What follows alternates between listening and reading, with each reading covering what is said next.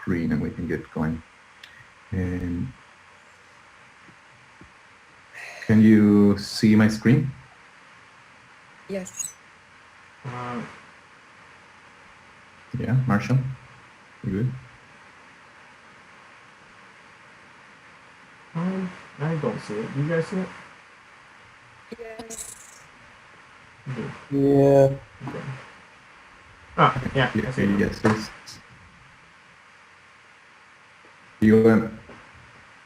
You see it? Okay. So yeah, thank you, Marshall.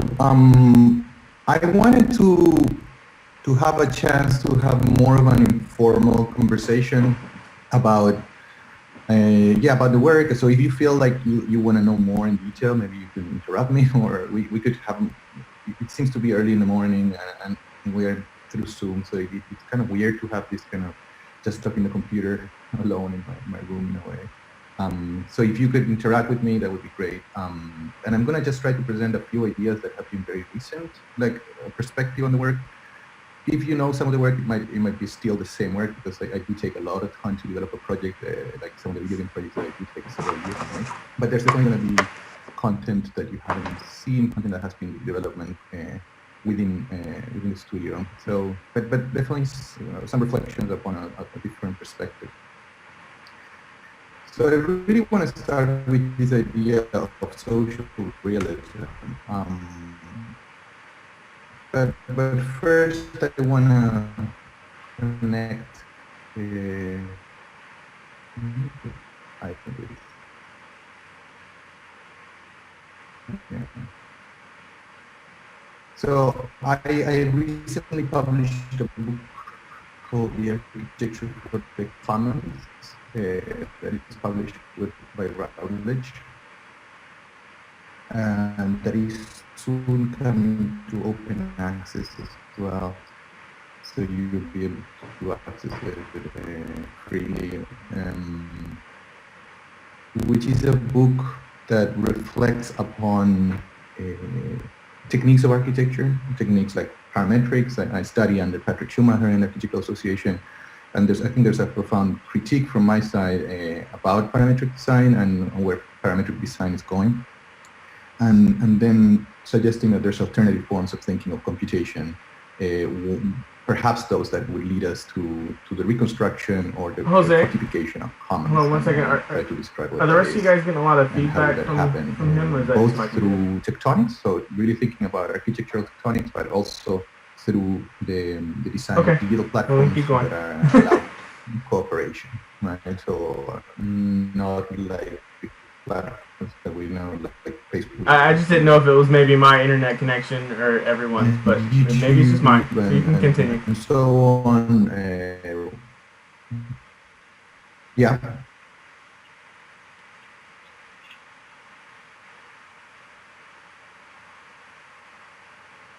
It sounds good on my end.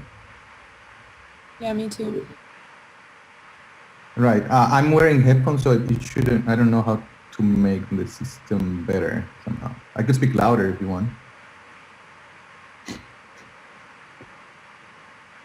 Okay. Well, so yeah, that's it. I encourage you to check out the book if you want to dig deeper into some of the ideas. Some of the ideas of the book will be presented here today, but probably not the whole argument. So if you're interested, check that out. So yeah, the idea of social realism. I recently moved to Detroit from California. I'm originally a Chilean architect, and I've been practicing a little bit in Chile, later in London, in California, and now finally in Detroit. And I was taken by the murals by the Diego Rivera here in Detroit, which depict workers in the Ford factory. Right? I was captivated by the way in which he's really turning the gaze of art towards the worker, towards labor, toward labor practices, and forms, in a way, the dichotomy between progress in one end, but also exploitation and in the subjugation of bodies, if you want. Digging deeper into this movement, the work of social realists, it really, for me, resonates with the times we're living in today, where there's kind of almost like an urgency to depict, quite figuratively, and in a very, very literal way, the challenges, the social challenges of the time. This was a movement that happened between the 1920s and 1930s. So I definitely kind of was taken because I do see that kind of a connection between what's happening today, right? When we see things like Black Lives Matter, the rise of evictions, when you really look at the rise of inequality that is happening in many places in the US and Europe. And also my own country, Chile, has been going through a kind of an important uprising and transformation, where there's a call for a new constitution that hopefully subverts the neoliberal practices that have been, developed since the dictatorship of Augusto Pinochet, which was in the 80s, the time when I was growing up. I actually grew up through the dictatorship of Pinochet. So Chile actually was one of the first few places where some of these ideas of neoliberalism were put in place in a form of experimental economics, and they haven't really worked out. They have really accentuated inequality. So there is kind of a kind of uprising that calls for a new constitution, a new form of governance that seems to be applying in many ways or resonating with many other places in the world, including the US. And I'm going to return to some of these themes with the work and hopefully see how those are connected in the interest of creating new forms of representation and new forms of approaching computation. So how did we get here, and what are the trajectories that we're having? I think that one of the ideas that I explore in the book is the idea of a race for vertical monopolies, right? Just to kind of give a bit of context, I do an analysis of supply chains, and when you look at a supply chain, you can see that something that we would call horizontal integration, where like a company would own all the kind of manufacturing capacity in a particular sector. That's actually a monopoly, and that actually is considered illegal. But vertical integration, which is really owning the whole, vertical supply chain from retailer to the producer of commodities, right?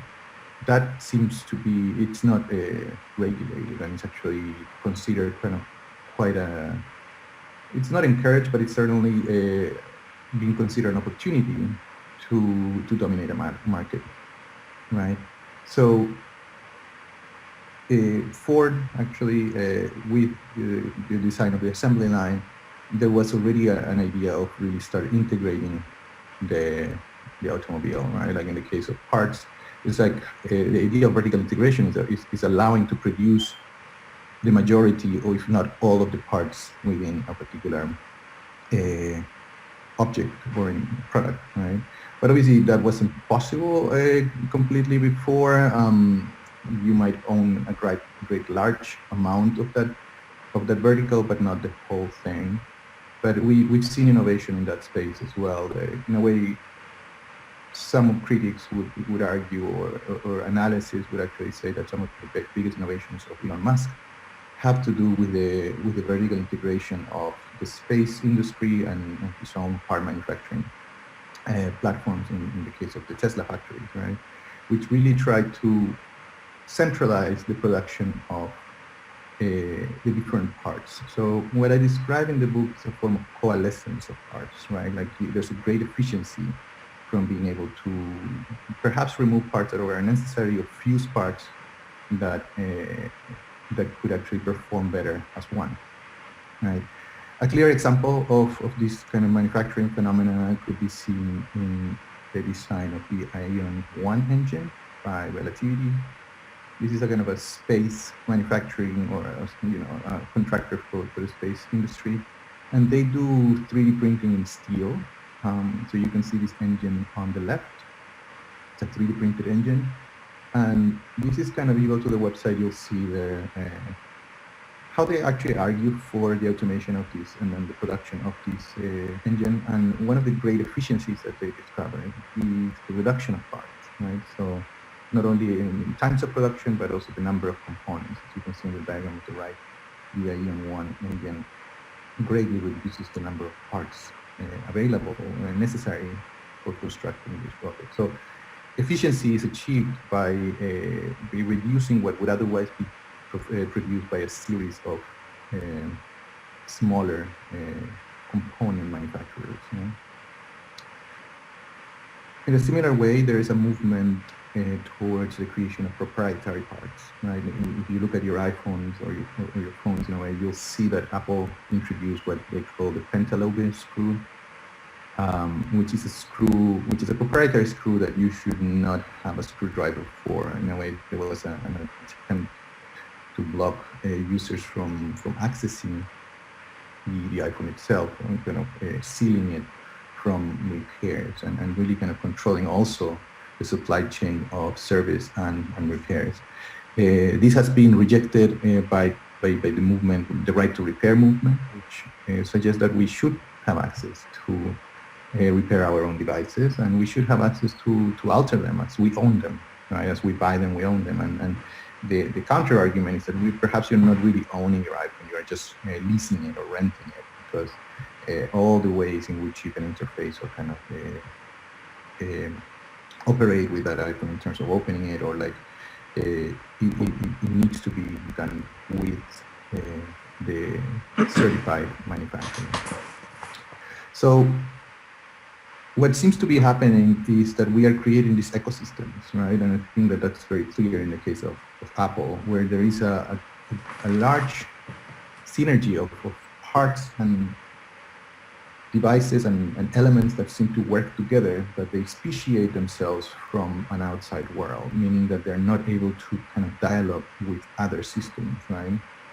Back in the day, the internet was really able to create kind of standards and protocols for the cross-referencing of data, but nowadays with things like Apple, we're seeing more and more of a closed ecosystem environment that doesn't seem to like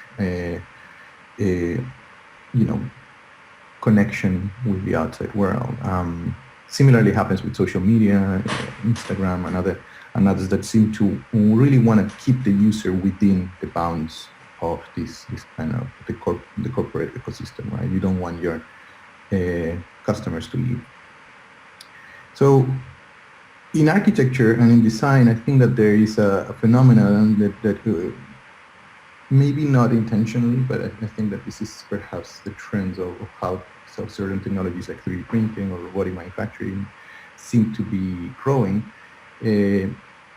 What we have called disruptive, and I think that word is kind of interesting and critical, for me literally says you're disrupting the supply chain. You're able to jump perhaps through a previous, like another agent in the supply chain, or slice a supply chain in order to make it more beneficial for, in this case, the innovator, right? And in the particular case of 3D printing, there is a large gap that you can skip, right? Like the reduction of parts, the reduction of manufacturers that would have otherwise created many of the parts of a product. They are circumvented by this technology, right? And what I started calling the dissolution of tectonics is what we can see in the case of designs like the work of Lean, Larry Oxman, Zaha Hadid architects, where there's the use of these techniques really allow for a new form of tectonics, but one that is also using differentiation of materials at a granular scale, at a kind of a molecular scale almost, to achieve gradients, to achieve articulation through the capacities of 3D printing or kind of fiber composites and so on, right? So we're getting rid of parts, but in a way the question is what happens when we get rid of parts, and what is the social challenge or the consequence of getting rid of parts. The idea of vertical integration has not been new to architecture. I think that since early days on, when Konrad Waxman and Walter Gropius were developing the General Panel Corporation. This was their initiative to create prefab homes they were really looking at a large factory that would vertically integrate the production of architecture. And this dream of a vertically integrated architecture has not been possible due to perhaps the complexity of elements and potential, how kind of large the supply chain for construction can really be. So this was a kind of a failed project, but it's an interesting project to examine, and I think that Gilbert Herbert does a fantastic job of understanding not only the technologies associated with it, but also the ideology behind it. Someone else that does an interesting study on some of the ideology behind the time is Christine Wall, and I really like her book, An Architecture of Parts, where she really kind of brings back and starts understanding the modular society of the 1950s. That was really trying to kind of standardize through a module, a 4-inch module, creating a kind of a closed system where there would be a form of coordination between different suppliers, right? So that all parts would actually be able to fit with each other and work under kind of a standard of dimensions, right?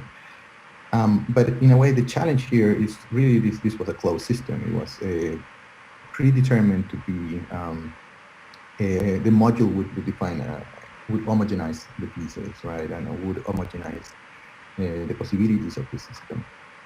And Wall actually does a critique that it was conceptually interesting, but it was incongruous with the capability of implementation. It was really blind to the labor practices. It was blind to what could really be done in reality, and it was really ideology by what she would call the bow tie wearing architects. Right? My own critique of this model is that while I rescue and find quite interesting the effort of a coordinating effort through the creation of standards, I think that the homogenization provided by a modular ideology doesn't really create enough variability, doesn't create enough ways to be appropriated and expanded by the public or other producers or other architects in this case. Examples of vertical integration today, if you look at the company Catera, which I've had a couple of talks alongside some of the people there, and we've discussed vertical integration, and they literally present vertical integration as their strategy. This is how they're trying to achieve a new kind of construction paradigm, which is fully vertically integrating a building, understanding each module, let's say walls, panels, as products in themselves, and being able to completely manufacture and automate, ideally, with CLT, cross-laminated timber, or other forms of fabrication. But they have been growing a lot into the kind of CLT space, and ultimately getting to that kind of dream of vertically integrating architecture. Right? I find great challenges with and great problems, social problems, with the idea of vertical integration in its capacity to really concentrate capital and wealth, and really being able to reduce the number of suppliers that would participate in the process of construction in the case of architecture. But I think this is a global phenomenon that is happening in many other industries. So it does make sense that architecture would follow suit into the trends of corporate production. So I would like to start talking a little bit about my work in the context of a defense for parts, right? And so I rescue parts. I think that parts are necessary, and I will kind of shyly go through some of the projects and try to understand how parts enable certain, what I would argue it's enable participation. Right? So the first project that I want to share with you, and this is an old project now, but I still want to kind of, the reflection of parts really started here. And I kind of in the book describe this idea of a combinatorial surplus. The Bloom project is a project that I developed together with Alice Anderson in London for the 2012 Olympics. And it was really trying to create one single unit. So you reduce architecture to a single brick, but one that would have enough combinatorial capacity, right? And what I have later, even many years later, have described combinatorial surplus is the idea that the part cannot just do what it can do in its current context, but it perhaps can do more. It has an excedent, right, of potential that could be appropriated, that leaves an open door for other projects, for other variations, right? And I think that some of these ideas are becoming critical when we start talking about the production of commons, right? The idea of creating a combinatorial surplus of forms that can do more than the literal context in which they are designed to be part of. And so Bloom was actually produced with an injection molding process, and it really invites people to participate of constructing this large pavilion-like structure, where there are some pre-organized benches or areas of arrays of pieces for people to sit in, but then those are kind of open connections for people to create larger assemblies. The project is considered a game. It's conceptualized as a game, as the idea of participation was central to it. Like, we could have created configurations ourselves and think this is the final form, it needs to be presented this way, it cannot be touched. But it was very important for us to offer an excellent of pieces and really open the doors for the speculation of what people could do with it, right? So these were like first kind of baby steps into thinking how geometry could be appropriated, could actually do more than its original intention, and could potentially be used for education in some degree. We were used in schools to think about ideas of logic, math, rule-based systems, and so on. So it was a kind of it's an essential project for me, because at the time where I developed the project, I also wrote a paper called Reconsidering Serial Repetition in Combinatorics, right? So the idea that we would go back to the seriality of parts, but customization, which traditionally in like digital fabrication would have been considered by differentiating parts, by changing the way we manufacture parts, we would reconsider seriality. So parts could be the same, but the configuration of parts would actually yield differentiation, right? So parts become quite generic, but the pattern, the information pattern that ties them together would define the differentiation of the architecture, right? And that was the first kind of notion of what we later called discrete architecture, right?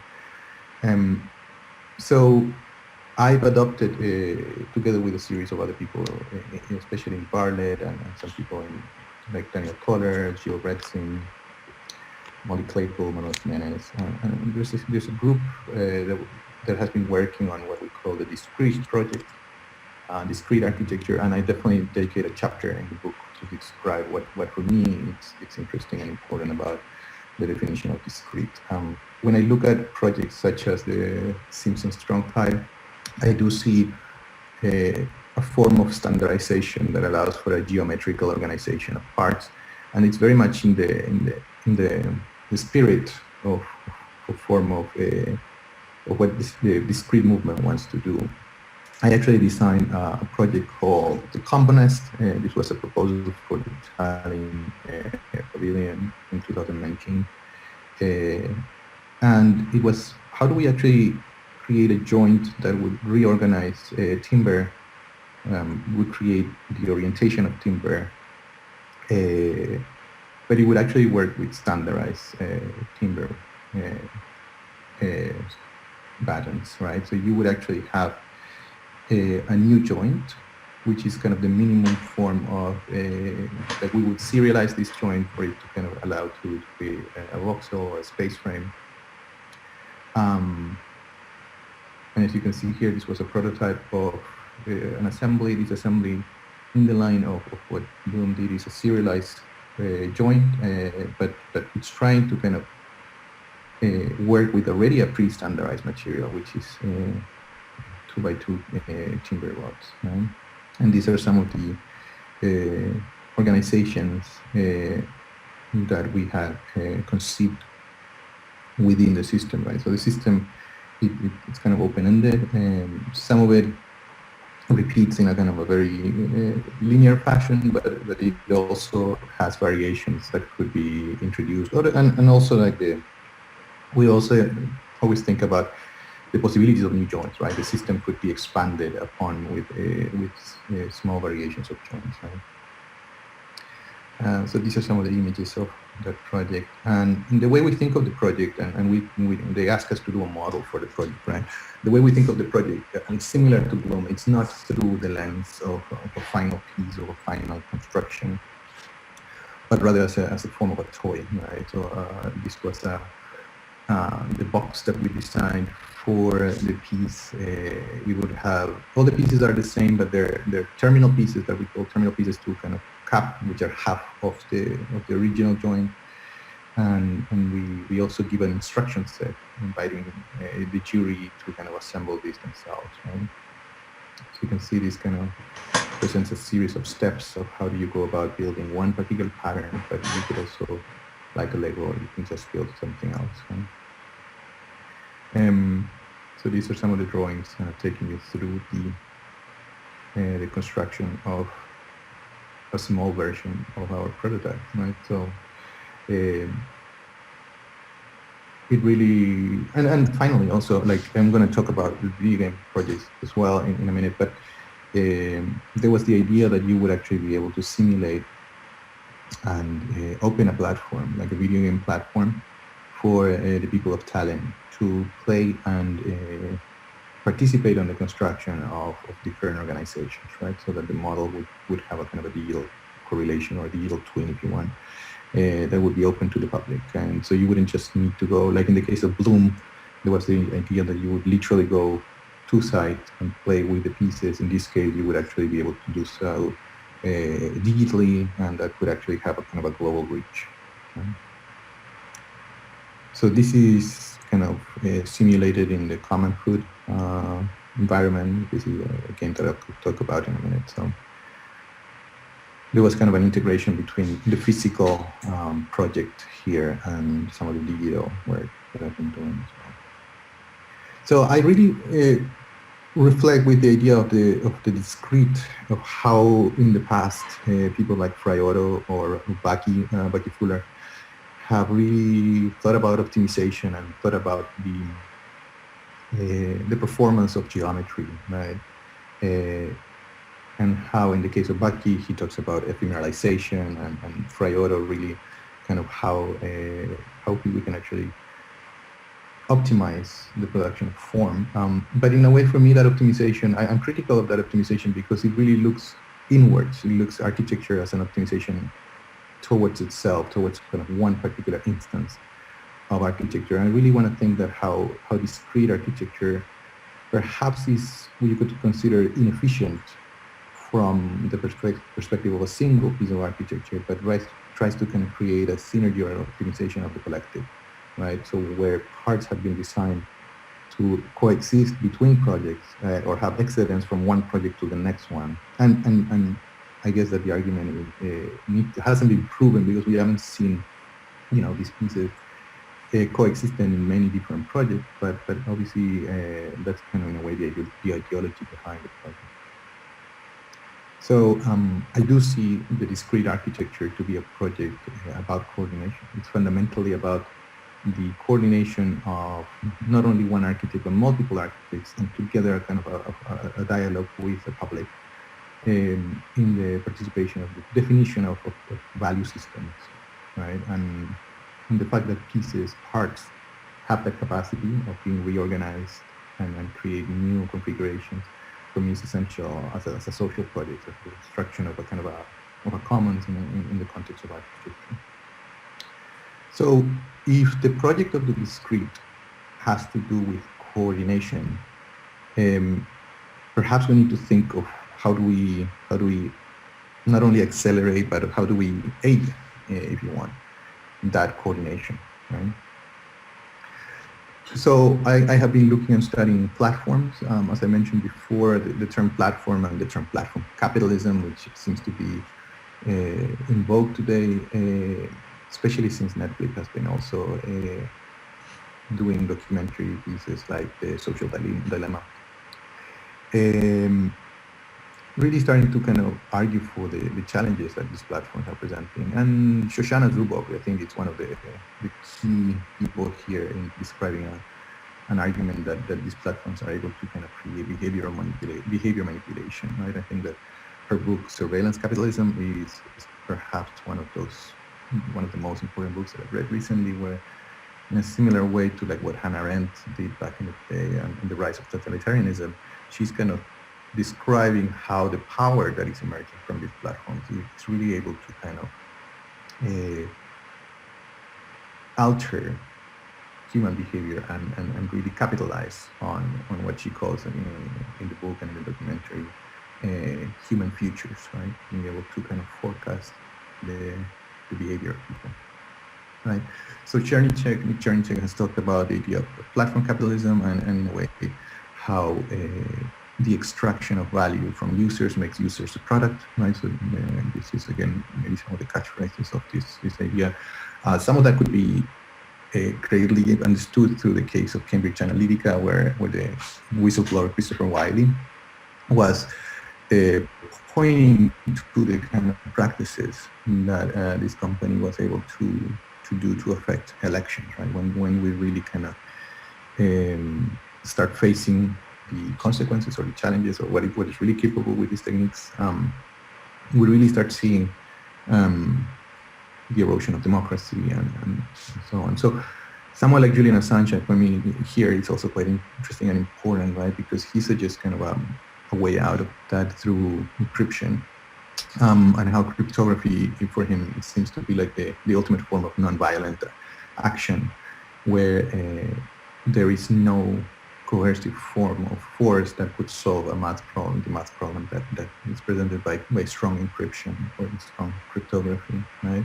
So he writes about this in the Cypherpunk manifesto. So I think that there's been a series of technologies and ideas that would subvert the power of platforms, but at the same time, I want to put myself in the position of a designer of platforms, and perhaps not all platforms need to be following the suit of surveillance capitalistic platforms, right? We can design platforms that have a different interaction with users, perhaps platforms that integrate democracy into them or integrate forms of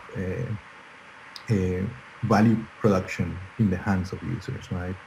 So pieces that could be interesting, I think, that are argued by Jaron Lanier in his book, Who Owns the Future.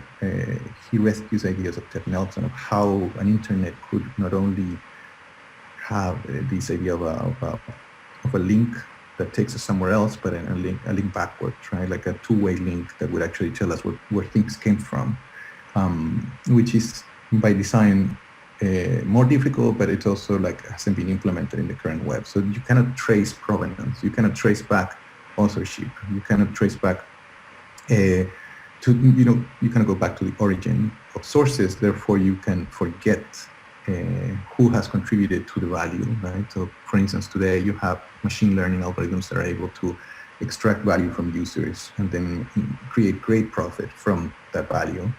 But that value never goes back, right? There's a kind of an extraction imperative, as it's been named. And technologies that, again, that subvert the notion of platforms, again, things like the GPL license or the share-alike within the Creative Commons, the share-alike attribution really kind of talks about the possibility for remixing, of maintaining kind of protocols of remixing of the parts and building blocks within cultural and digital production, right? So another example is the case of platform cooperativism, how someone like Trevor Schultz has been looking and studying the use of digital platforms for the organization of workers. There's great examples in his books about cooperatives that are operating as owning their own platforms, right? So instead of having an Uber that would be owned and centralized by a company in Silicon Valley, you would actually have a platform like Up and Go and others that really try to create a platform that is owned by the workers and therefore being able to compete in a similar way in the market by offering great advantages and benefits for the workers themselves. So the challenges of platforms today have to do with the user exploitation and equitable value production. The value is centralized in the hands of platforms owners, not users, and this great asymmetry of power, right? But on the other hand, we do see responses to that with the encryption and protection of privacy offered by Assange, provenance tracking, right, like or origin tracking on ledgers, like has been done with like cryptocurrencies or blockchains, but mainly as looked by Ted Nelson. Then also, how do we kind of organize cooperatives, as the study by Trevor Schultz, or the kind of license agreements, the kind of attributions that we give to digital content in the studies of like Richard Stallman or Lauren Lessig. I think that those are kind of critical responses or antidotes to some of the problems of platforms. So this is all kind of a reflection about how do we go about designing an architectural platform. Do we have an architectural platform already? If you look around, I would say that something like 3D Warehouse with SketchUp, it's perhaps the closest thing we have to an architectural platform with the kind of sharing of architecture, and you can upload and download content.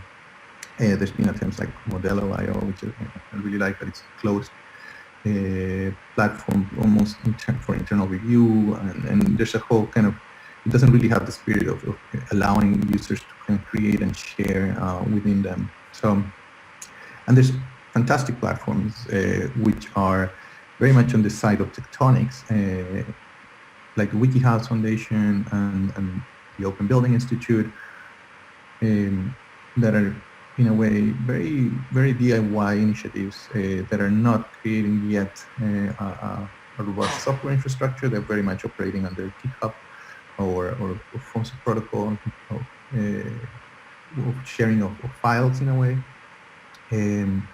But it really, you do need to be kind of a technical user to really engage with some of these platforms, right? As much as some of them are more vernacular than others, I do think that there's kind of an important curve of knowledge required, or that kind of keeps people outside the capacity to engage with them. I do think that games seem to be an interesting environment to explore the production of platforms. Things like The Sims seems to have a very strong modeling engine for architecture, used quite terribly for the production of horrible architecture in my taste, I think, and the replication of suburban mentality.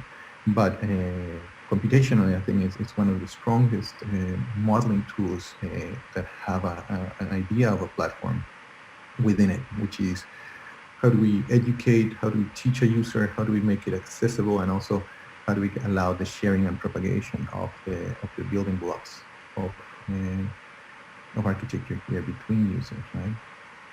So with that in mind, I have embarked on the idea of creating video games. I'm going to show you two video games, Blockhood and Common Hood, that granted, not all of the ideas presented here are really achieved in them. I have focused on being able to take video games to market, meaning going from not just a little software idea that I could just develop and share in a gallery, but rather kind of take it all the way to make it publicly accessible. In the case of Blockhood, it took like 3 years of development, and Common Hood, I'm already like in my 4th year. It might take 1 more year to finish. So I think that there's been fantastic research on video games and architecture in the past. The case of MBRDB with Space Fighter comes to mind and has been always informing my research. Also, the work from Cass Osterhus has been kind of incredibly inspiring, but I always hope that those projects had that kind of final stretch of reaching out public, being able to kind of put a content that anybody could go and test and play, and in a way perhaps critique, right? And in a way you could engage the thinking of the platform as is intended to be open to an audience, right? So Blockhood, as I've been mentioning, maybe you know about this project. It's a video game. It uses the idea of a voxel. This was the very first video game I designed myself. So I was very familiar with platforms on coding like processing, but I was still learning Unity in a way, which is the platform that I used to design this game. So it was kind of trying to think of a relatively not so ambitious game that would allow me to kind of think about the city as a discrete set of parts, right? So you can see on the right a catalog of building blocks, all within a kind of a small cube format. And the idea would be to create synergies as a deck of cards almost between the blocks. And synergies have to do with structure. Some of them have to do with production, right? So each unit would have an input and an output. The clear example of that is how a tree might create oxygen, or a house would actually be able to create labor, or entities that would buy commercial agents that would be able to buy products in stores. So every unit would be able to kind of be codependent with each other, right? You would be able to have a kind of a web of interdependence between the units. Right? So I wanted to share a little bit this video, and I don't know if usually streaming videos are not as fluent, but you can definitely find many of these videos online. So what I wanted to show in this video is how the building block, the block within Blockhood, is trying to kind of internalize a complete supply chain, if you want, right? It's really trying to internalize the management of waste, and this is why they become somehow unrealistic. But it's internalizing the production of food, it's internalizing the production of energy, right? And it's internalizing the production of waste.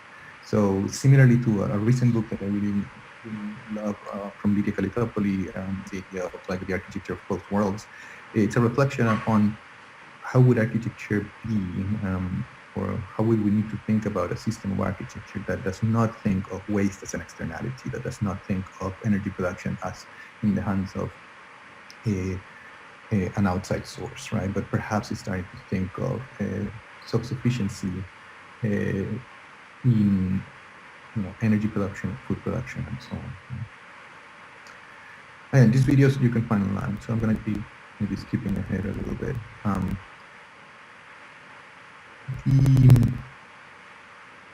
The idea of what the game can do is that you can actually model in a simple way. It's obviously not an accurate model of reality, but you can model in a simple way the relationship of parts that would actually define something like the industrial food system, right?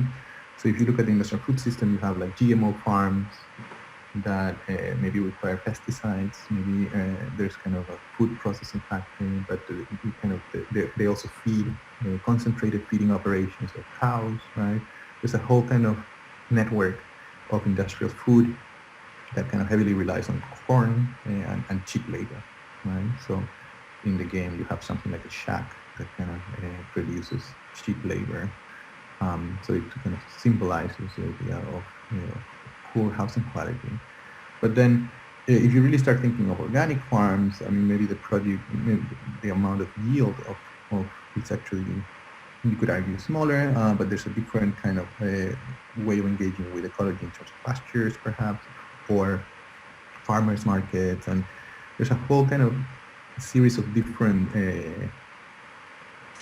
the supply chain changes, right? The kind of the organization of these building blocks changes, and it's not always for the better. I mean, you might think that this is better ecologically, but maybe you have also the challenge of feeding a large portion of the population. So the game doesn't really try to present a super explicit bias in terms of this is good and this is bad, but rather kind of tell the player, well, try to play with the different variables and come up with an idea for yourself. What are the kind of challenges that you're facing in terms of pollution, maybe in the first case, and ecological balance as well, but in some other cases about yields and about having available food for a large population, right? So this is some of the constructions that you can do in the game. I always kind of offer like, the game has been free for education, so if you send me an email, I'm happy to give keys for educational purposes. The idea behind the game is really to not to come up with one solution. There's no optimal way of playing the game. So if you really think about, oh, I'm going to do the perfect building, it's like that's not possible, right? So the game really encourages to think of patterns, right? Patterns that are adequate and perhaps contingent to the environments that they're in. So you could play in different biomes in the game, you can play in different locations, and you could decide that you want to do a building that is fully, or not a building, but actually a block that is just dedicated to work with ecologies and landscape, and there's no buildings and there's no humans, right? So you're actually creating a habitat for different animals, and we do have a series of different animals that exist in different biomes, and if you create the right environments, they show up. So the idea behind the game is that architectural literacy and architectural knowledge could be produced and propagated. So we definitely think that if someone learns something about architecture and ecology with the game, that's already a success. I think that's already within our interest. But if that knowledge could be propagated and shared, there's kind of a +1 scenario where that could be shared with someone else and further allow ideas of architecture to be explored in a different way. I think that's what I'm trying to aim with the production of video game platforms, right? Is creating that kind of surplus of a particular mentality regarding ecology and sustainability.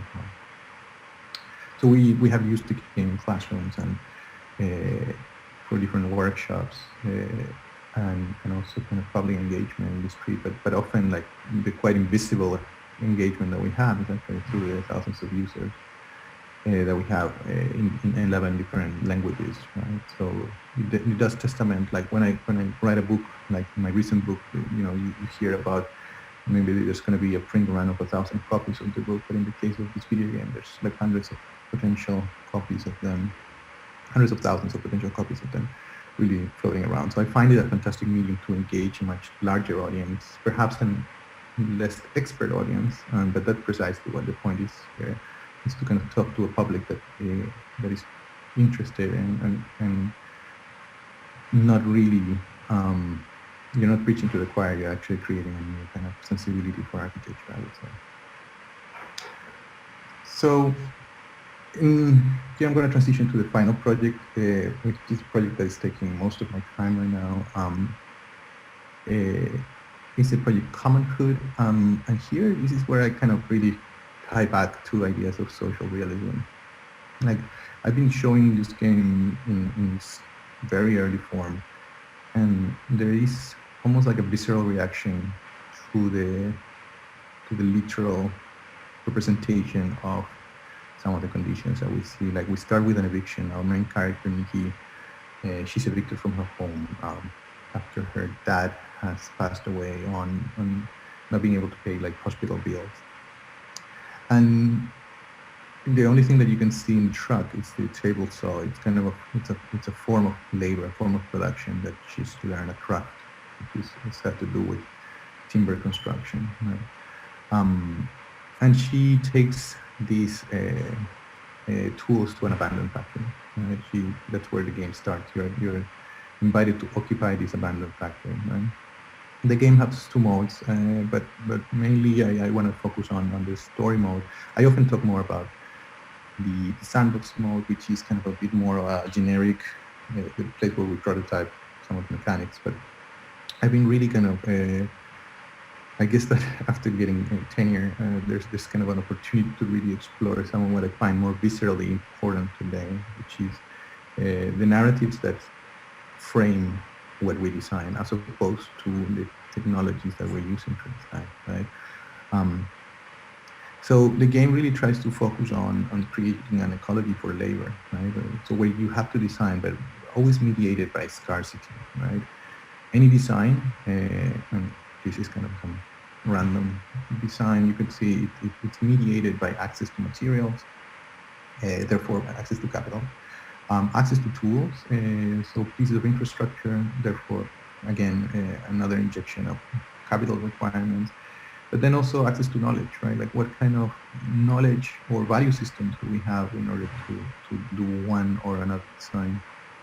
And finally, access to labor.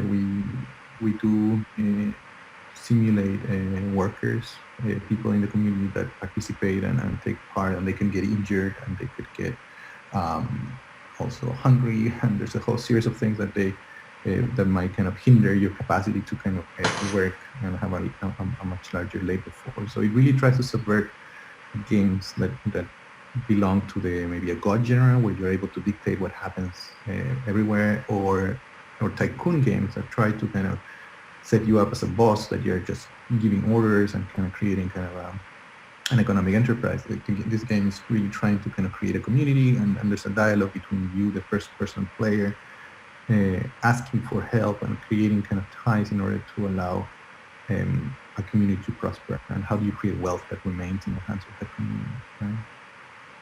So just to show you a few of the mechanics of the game, so you do have this kind of workshop management, and this is like very old, version of the game, but I guess that is kind of clips that are useful to understand how the game really works.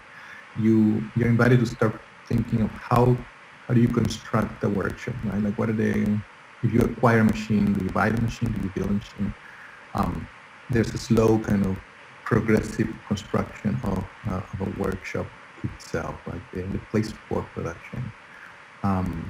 Then you have a modeling tool, which is really basic at the time, but we are planning to kind of expand a great deal with this. So you do have the capacity to kind of lay materials in the ground, things like timber, steel, concrete, in the form of very simple geometries, but then those geometries could be grouped, and also those we could share online, but as you group them, you're actually creating a blueprint, right? And those blueprints could be reorganized in different ways. So we're going from the construction of something like a panel or a module, and the combination of those modules in different formats, right?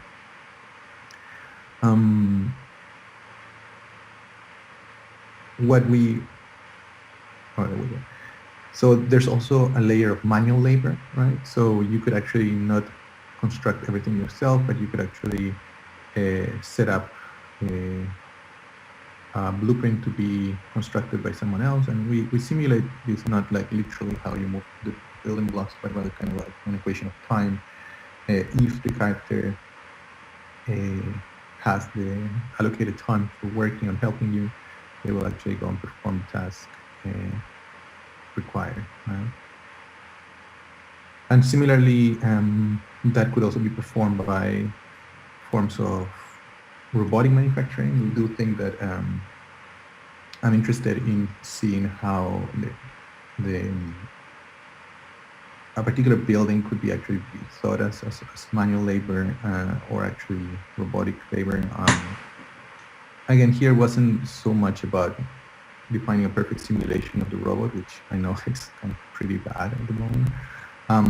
But it was more about thinking about how does the player decide of what needs to be robotically fabricated, what is the capital imperatives on automation versus creating, human labor, and like who benefits from the production of that value, right?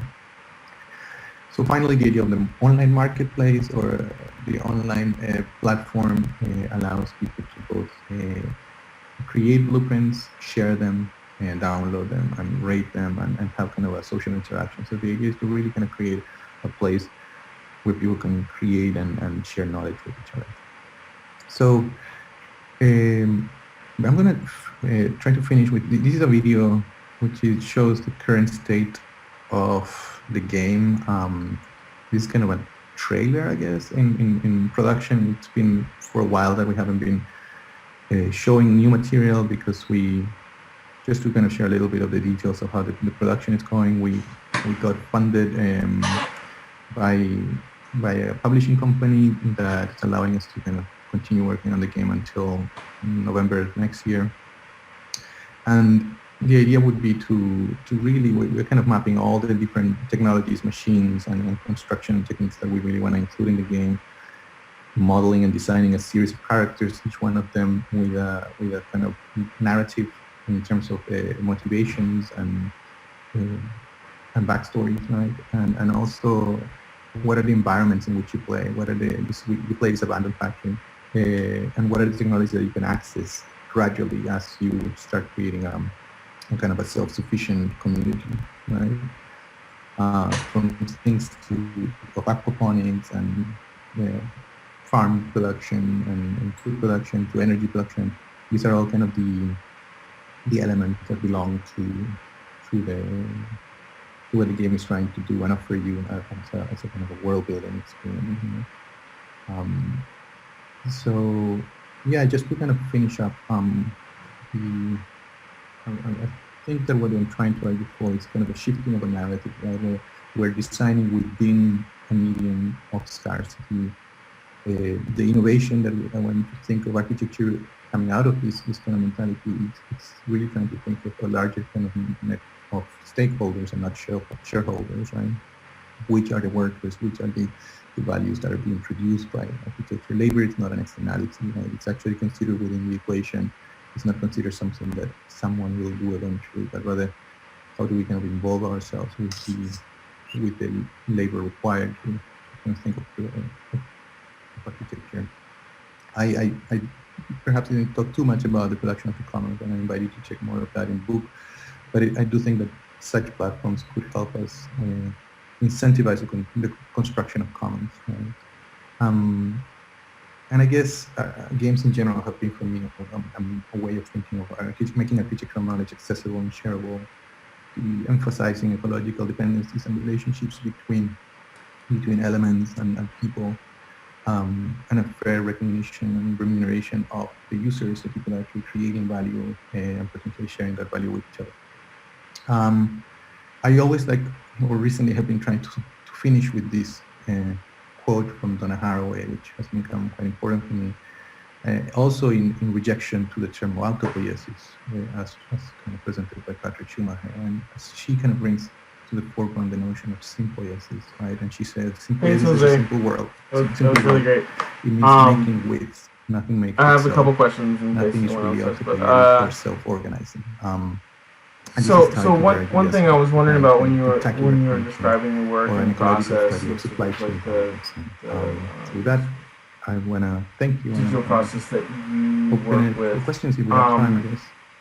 What do you think the role of the architect is in this, with respect to developing your own sort of tools or platforms? Like you're creating these platforms, right? But so you're really well integrated into that process, but that's a different sort of role than, say, your users. And so I assume you think of your users as a sort of training the designer. You talked about that a little bit as sort of maybe the informing them, or like the novice or the untrained architect, that through these processes they sort of learn more and sort of propagate knowledge in that way. So what do you think that role of the architect should be in terms of the tools that are available, in terms that you need to create? Right.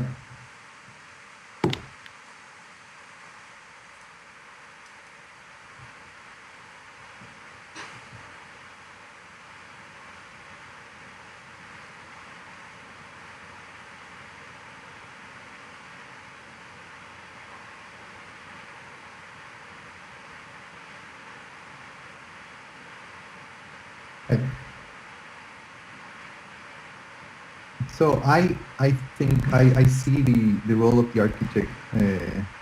I talk about this in the book a little bit, which is I do think that we need to reshift or shift the current position of the architect. Like one of the things that I seem to reflect upon is like how we seem to be designing like furniture or homes that we will never be able to afford, right? There seems to be for me an incongruence between the kind of remuneration or value of our labor versus the kind of value we produce, right? So in many cases, architecture has become a luxury brand, and often, many of the celebrated architects are designing, forms of architecture that they cannot afford, and I really think that we can realign our work with the work of with where our bracket, our production, with the value that we're producing. Having said that, in the case of platforms, there is a kind of an important injection of know-how that is required to get started with a game like this. So that's, I feel like my role has been to kind of kickstart and test if this idea would actually become a thing. It would grab on to culture, if you want. But then, ideally, I would say there is kind of a opening it up, right? Not only in the opening up of people as users, and I think that the term user is something quite interesting and perhaps problematic as well, but rather when you see cultures like modding or kind of cultures that really start kind of expanding the nature of the software itself, I think that that's where it really starts becoming interesting. I feel like that's where I would like to go in the future. I'm technically learning both how to implement robust online interfaces for the exchange of value between users, and also opening up the software so that there could be modding. The culture of modding in gaming is actually quite strong. For those that are not familiar, modding is the practice of people altering or expanding the software so that the game, it's not like the officially packaged game, but rather kind of expanded by interaction of users. And people should be able to be remunerated for, you could actually buy and sell mods as well. So if people expand upon a platform, it could really start becoming a collective enterprise, right?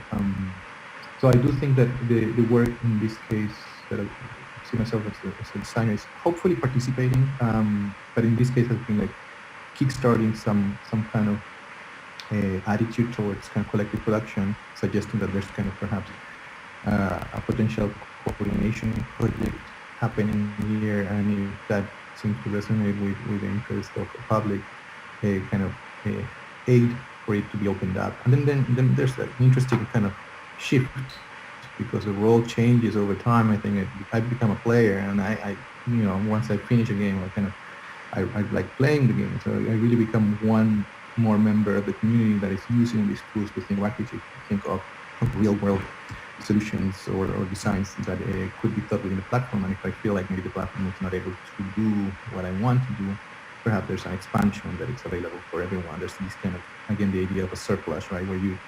Where design of a new tool or a new kind of piece of technology is perhaps for a specific project, but it also could be used by anybody else. Like when you think of Grasshopper plugins, right? I actually thought, it's like, how do I solve this for myself for a project, but also how do you solve it for everybody else that might want to be facing this particular challenge, right?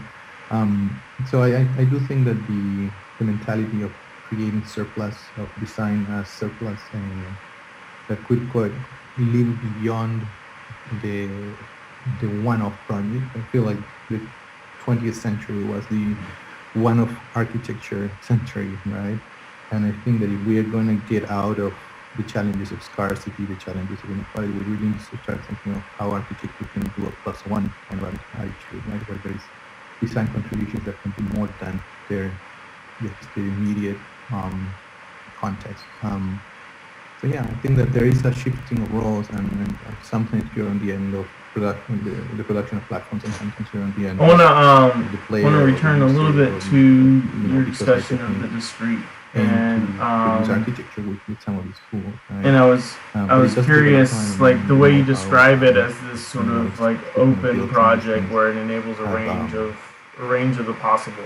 In a way, my thinking and how that competes with like the singular outcome or the specific that might be required for instantiating a physical architecture. And I know a lot of these projects are left as sort of systems that are reconfigurable, but then also I think Molly and Gil's also represent them more specifically as like a finished architecture in some respect. And so how does that sort of compete with the required customization for that architecture to become a building with this sort of open system and the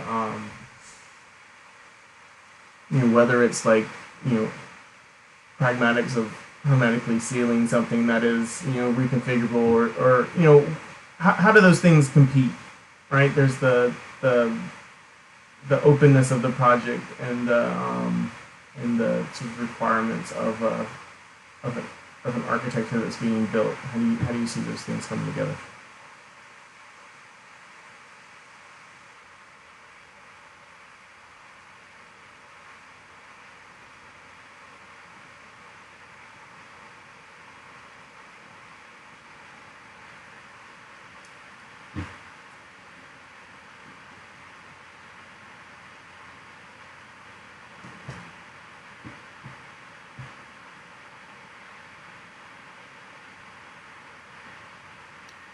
Yeah, no, I hear you, and I think that this comes also. There's recently was in SCIARC, symposium regarding the discrete with Gio and a few other people like Casey, Green, and Damien Jovanovic, Minham.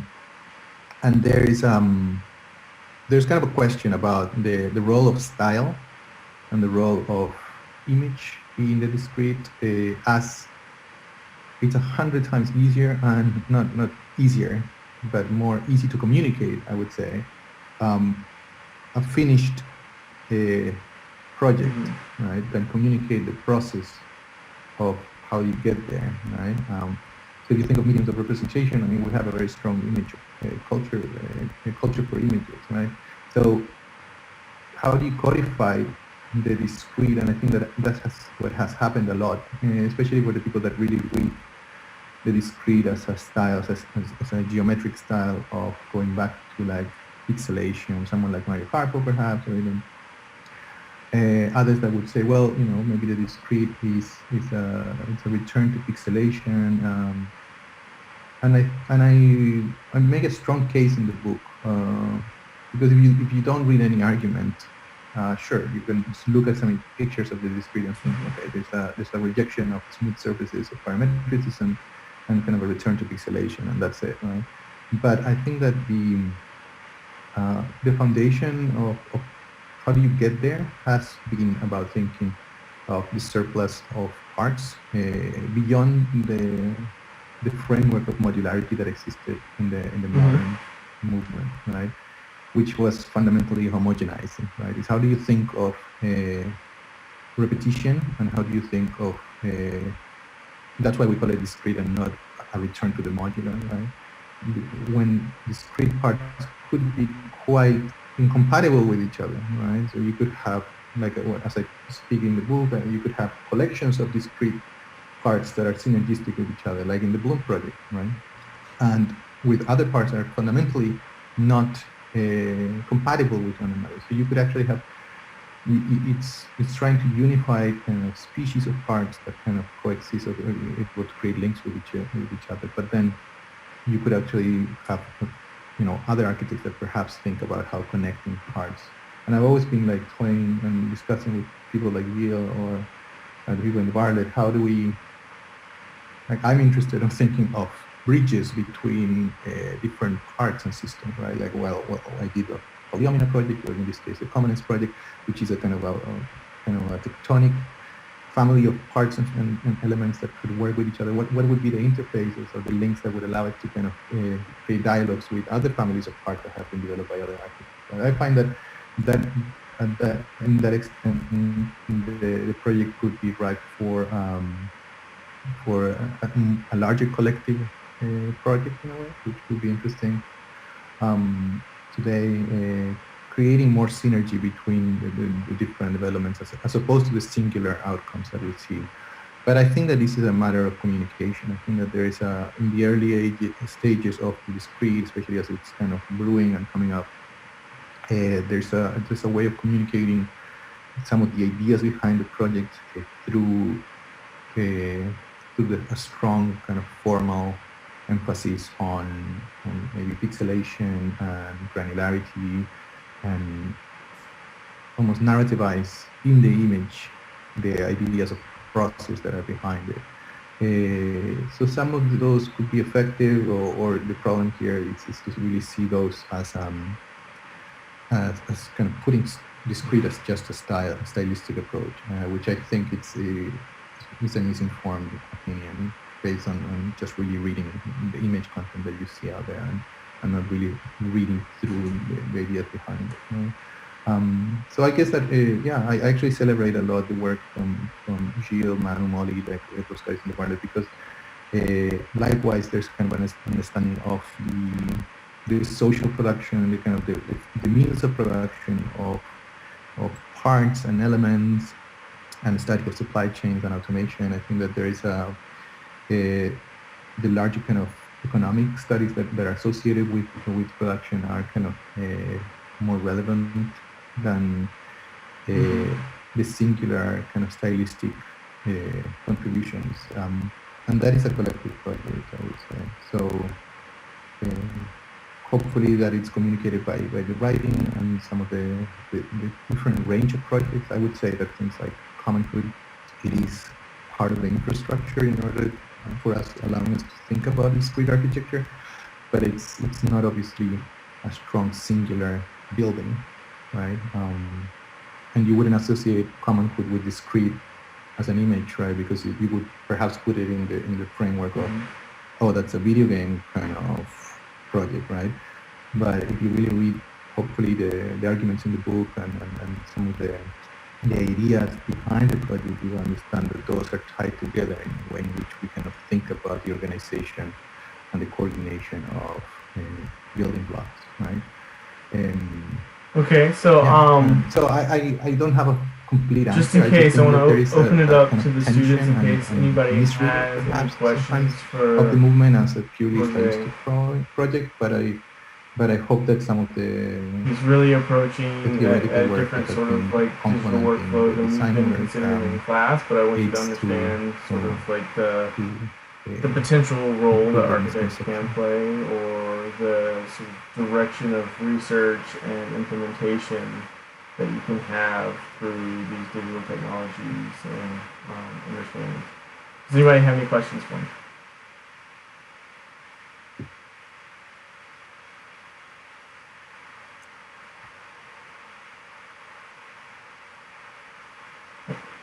I kind of assumed, as much as they communicate with me at 8 in the morning, that they wouldn't have. We break up into like smaller groups where they tend to talk a little bit more. Okay, well, thanks, Jose, for coming. I really appreciate your talk. I hope the students got a lot out of it. I hope to see more to come from you.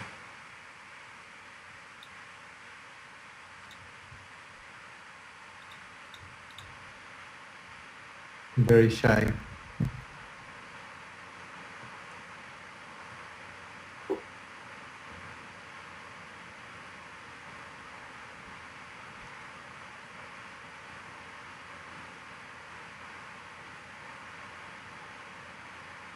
Yeah, thanks, Marshall. I mean, and if any of you have interest in the work any further, like just shoot me an email. Like I'm happy to kind of share access codes to the games. I mean, Common Hood hasn't been released yet, so I have a demo version of it, which is kind of an early stage version of the project available. So if you're interested, test that out. But otherwise, it's going to be released soon. If you're interested in participating in what's going on with our community, we have a Discord channel as well, where we basically take input and really think about what the project should be.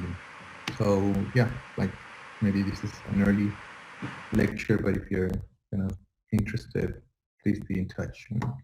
Yeah. Could you? How could we contact you, like about the game or other questions? Right. I think that my email. I mean, Marshall can share that with you. Let me just post it in the chat.